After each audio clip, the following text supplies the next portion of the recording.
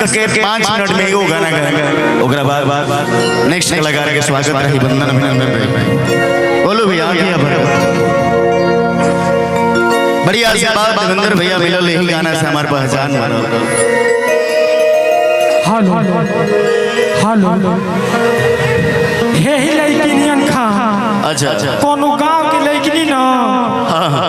जब प्यार में कामयाबी पा जाली सो अच्छा अच्छा चाहे घर से भाग जाली सो तहे मर्दन के कम चिंता रहला हो मोहतरियन के ढेर चिंता रहला त कहली सब बिहान ए बाइना ए हन सुन तो जब बुआली तो कहली काजी का कहत कुछ निमन को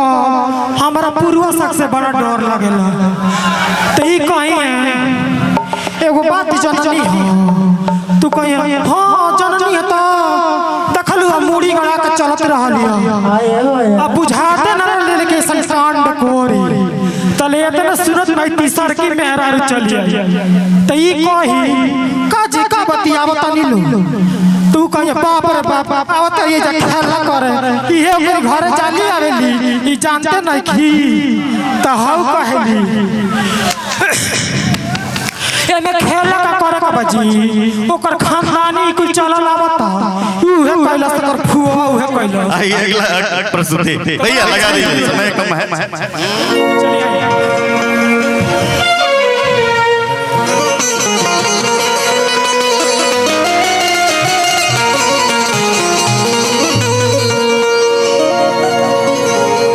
अंखिया फर फर फर राता दिलवा धक धक धड़कता कि सजना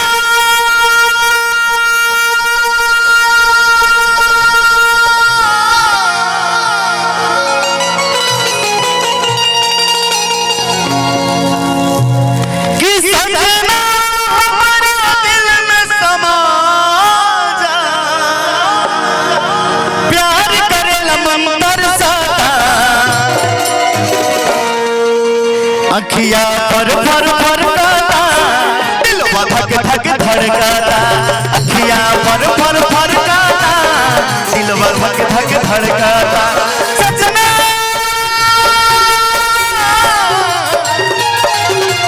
सजना हमारे दिल में समा जा प्यार करेला मन तरसाता अखिया पर फर फर काता दिलवा धक धक धड़काता अखिया पर पर पर काला दिलवा धक धक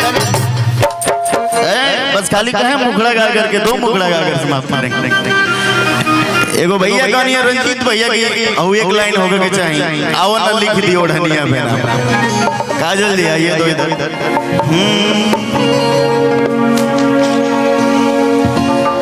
हवा ना लिख दी ओढ़निया पना रटते रही हो सुबह हो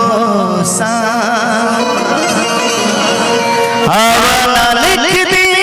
ओढ़निया पना रटते रही हो सुबह हो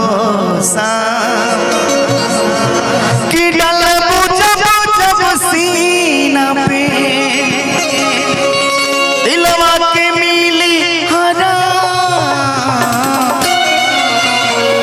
वाइट करके छोड़ दीजिए लाइट को वाइट करके छोड़ दीजिए भैया कि अवना लिख दी ओढ़नी अपना रटत रही हा सुबह हो शाम अवना लिख दी ओढ़नी अपना रटत रही हा सुबह हो शाम तलब जब जब सीना पे तलब जब जब सीना पे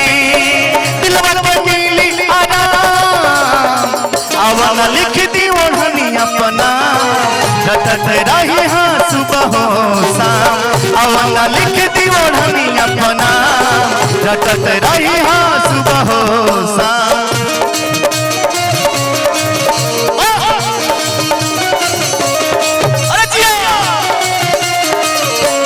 दिल में चलाई दुनिया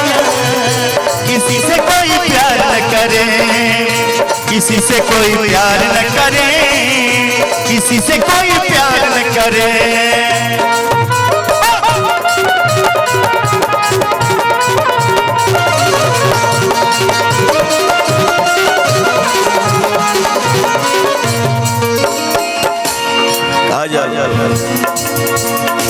तू ही तो हमरो जान हो, तू ही तो हमरो जहान हो।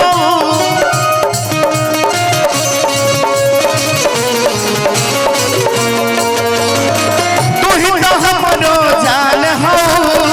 तू ही तो हमरो जहान हो। हम भनुइया हाई तोहार, तू ही तो हमरो पान हो।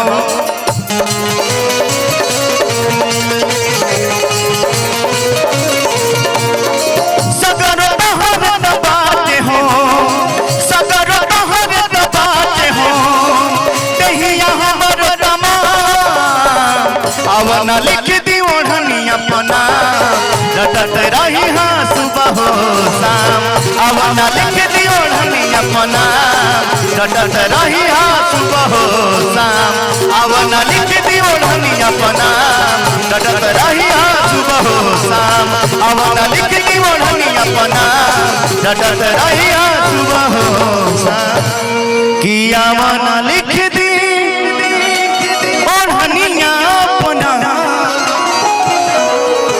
रटत रही हाँ सुबह हो शाम। बहुत बहुत धन्यवाद। समय बहुत कम बा, अगला कलाकार के अनाउंसमेंट बहुत बहुत धन्यवाद। कोटि कोटि नगेंद्र भैया के लिए इसलिए एक बार जोरदार तालियां बजाइए, जोरदार तालियां।